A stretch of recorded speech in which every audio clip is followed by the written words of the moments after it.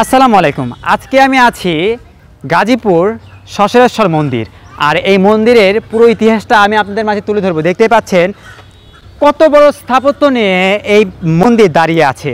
তো চলুন আজকে দেখে আসা যাক সেই বিখ্যাত এবং আপনাদের সেই জনপ্রিয় শাসনেশ্বরী মন্দির। তো আসুন।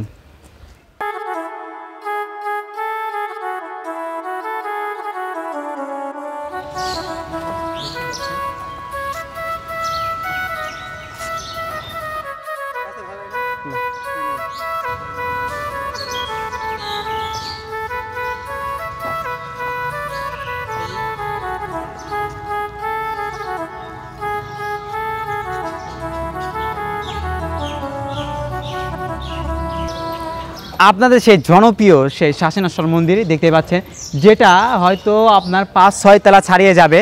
মানে দেখতে পাচ্ছেন খুব সুন্দর এবং এর কারুকাজ খুবই সুন্দর। মানে যেটা মুঘল সম্রাটরা কাজ করেছে, যে মন্দির মসজিদগুলো বানিয়ে গেছে, সেরকমভাবে এই মন্দিরটা স্থাপন করে গিয়েছেন জয়দেবের পুত্র ভাওয়াল রাজা। গাজীপুরের প্রাণকেন্দ্রে অবস্থিত ভাওয়াল রাজ শাসনেশ্বরী দেশের উল্লেখযোগ্য একটি প্রত্নতান্ত্রিক স্থাপনা। ভাওয়াল জমিদারের পরিবারের সদস্যদের সৎকারের জন্য ভাওয়াল রাজবাড়ি থেকে মাত্র ১ কিলোমিটার দূরে চিরাই নদীর দক্ষিণ পাশে ভাওয়াল রাজ শাসনেশ্বরী নামে একটি সমাধিস্থ স্থাপন করা হয়। তবে নামমুখী দখলে রাষ্ট্রের অযত্ন অবহেলার সেসব স্মৃতিচিহ্ন বিলীন হয়ে চলে যাচ্ছে।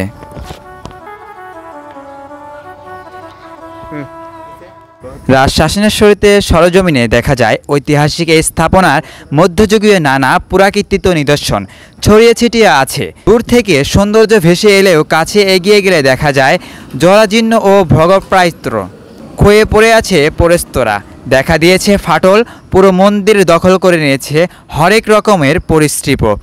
ভেতরের অংশে ৪-৫টি ভাগ রয়েছে। প্রথম ভাগে চারপাশে রয়েছে ঘেনমানা টানা বৃন্দ, মন্দিরের পিছন কোণে রয়েছে একটি ছোট কামরা। এইসব কামরার আগে প্রবেশ করা গেলেও এখন ঠিক দিয়ে আটকিয়ে দেওয়া হয়েছে। রাজ শাসনেশ্বরীতে ভাওয়াল রাজার পরিবারের মৃত্যু সদস্যকে নামফলন করা হয়েছে।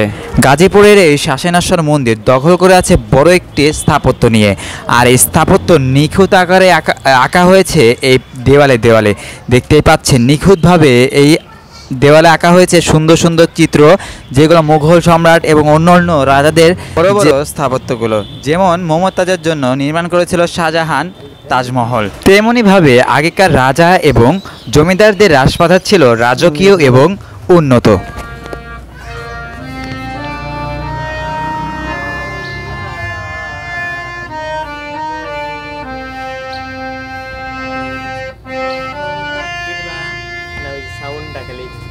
মূলত সরেশ্বরের মন্দিরের পাশেই রয়েছে শিব মন্দির। এটাই হচ্ছে শিব মন্দির, যার ভিতরে শিব এখন নেই মূলত। তো ওখান থেকে আমি বের হচ্ছি। মূলত শাসনেশ্বর মন্দিরের পাশেই রয়েছে হিন্দু ধর্মাবলম্বীদের শ্মশান। দেখতে পাচ্ছেন, এই যে কাছে নিয়ে আসো, এই যে দেখতে পাচ্ছেন, এইখানে মূলত হিন্দু ধর্মাবলম্বীদেরকে পোড়ানো হয়।